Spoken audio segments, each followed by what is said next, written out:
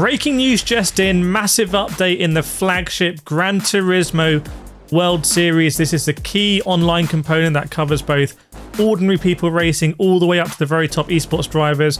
They've just announced some huge changes. It's kicking off very soon. All of the esports drivers pretty much unanimously hate it, but should you hate it as well, or is it actually good for you and me? I'm going to let you know in this video. I want to start with some full disclosure. I have been to the Gran Turismo World Series. There are drivers on the esports roster that I consider my friends, very inspirational drivers that I look up to. I very rarely mention it, but I was also in the Gran Turismo movie as well. But why is this so controversial? Well, basically, the Gran Turismo World Series is the esports competition in Gran Turismo that theoretically anyone can enter and win. It's very democratic on the face of it. So every round, everyone is doing the same combos. Pretty much, they changed it recently, so some people do shorter combinations if you're lower ranked, but everyone's essentially doing the same combination.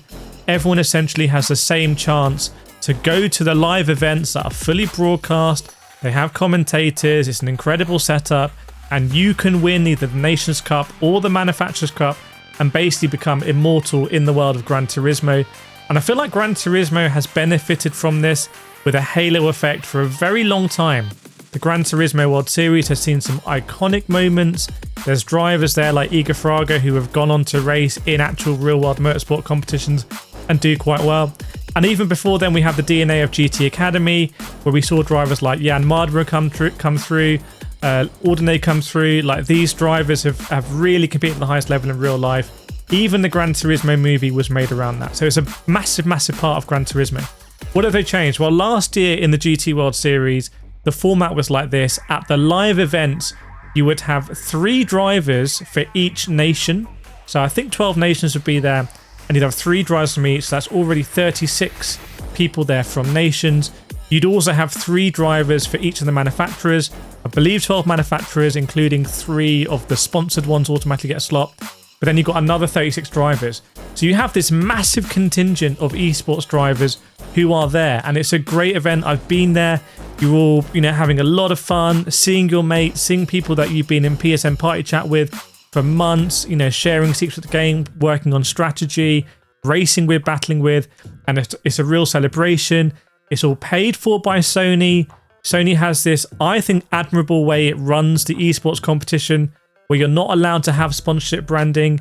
There aren't, esports teams there that could potentially, not saying they are, but could potentially be there in sort of a predatory way and there to earn money. There's none of that. The teams, you're there, you're racing for your nation, you're racing for your manufacturer, and there's no money on the line either. Like, you might get a nice watch or some nice gloves, or I think you get the trophy, but there's no big money on the line. So it's all a kind of a very wholesome esports competition, I think. Actually, I will go out and defend the GT World Series like that. So what has changed for this year? Well, this year is drastic. Let me just run through the whole thing. So very quickly, we are going to go into the online qualifiers. There's going to be 6 rounds. Round 1 is on the 17th of April, and we just go basically very quickly. 17th of April, 20th of April, 24th April, 27th, 1st of May, and 4th of May is the last round.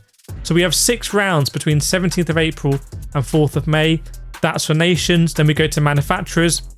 That starts on the 8th of May and finishes on the 25th of May. So it's going to be back to back. Every few days there's going to be a round. It's going to be very intense. Once we've done those online qualifiers, we will have decided who are going to be the top esports drivers in Gran Turismo for this year. So it kind of cuts off then, and then we go into the live events. And this is where it gets very controversial. This is why all of the esports drivers are not very happy about this. So I want to explain exactly what the dynamic is here. They have massively cut down the amount of drivers that are going to be going to live events. So for nations, there's only going to be 12 drivers going to the events, and it's also going to be limited per region. So the first live event is going to be in Montreal on the 6th of July. Then we're going to go to Prague on the 10th of August. Then we're going to go to Tokyo on the 20th of September, and then we're going to go to the World Finals that PlayStation haven't officially announced, but I'm just going to let you know it's going to be at Abu Dhabi. That's been, if you join our Discord, you'll see how that's come about. So we've got these big live events, but there's not going to be the same amount of drivers. At each event, there are only going to be 12 drivers for nations and 12 drivers for manufacturers. So where you had these events last year where you'd have about 60 drivers all mingling, all having a great time, or meeting your mates, you're now only going to have 24. Now, the esports drivers say it's also not going to be good for competition because the online qualifiers are going to be very, very, very aggressive. There's so much on the line at the online qualifiers because you're competing for fewer spots. We might see dirty driving. We might see shenanigans. I've reported before on some shenanigans that have occurred in GT World Series where you kind of get your mates to enter or to not enter to affect how many points are available in a race. There's many levels to this. But then when you go into the World Series, because there's fewer drivers there might arguably be less competition. There's less of a chance for a driver to come up the ranks. You've already decided who are really the top 12 drivers. So it's a very unusual one. You're also limiting the amount of drivers that can actually get through. So for example, in EMEA, you're only going to have 5 drivers that are going to be able to get through to the live events, which is a very, very, very small number of drivers. So if you think about all of the amazing drivers, all of whom I've raced against, like Coque Lopez, Josetti, Killian, a lot of really fast duck drivers at the moment. You've got, Baptiste Beauvoir, Valerio Gallo. I could go on forever.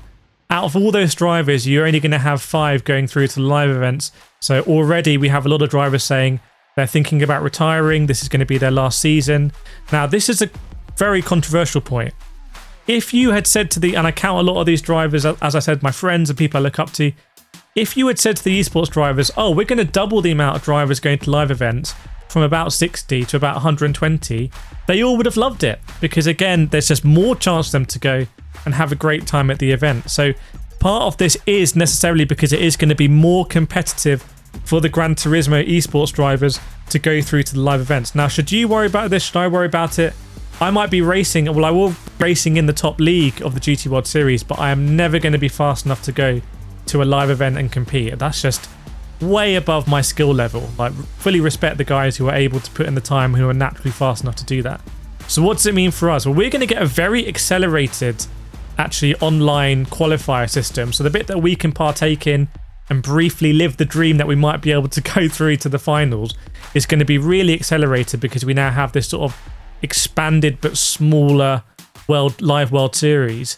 And also the World Series might not be as exciting to watch. There might not be as much of a dynamic there with so many drivers, and that's what I love when I went to the World Series, was seeing these drivers who are really, really, really good friends through Gran Turismo. It's very powerful to see amazing friendships born out of competition and racing together and respect. Everything that Gran Turismo stands for, they've now really put down. So you let me know in the comments what you think about this. That is the Gran Turismo World Series changes. Is it a good thing? Is it a bad thing? What do you think? Let me know, and I will see you next time.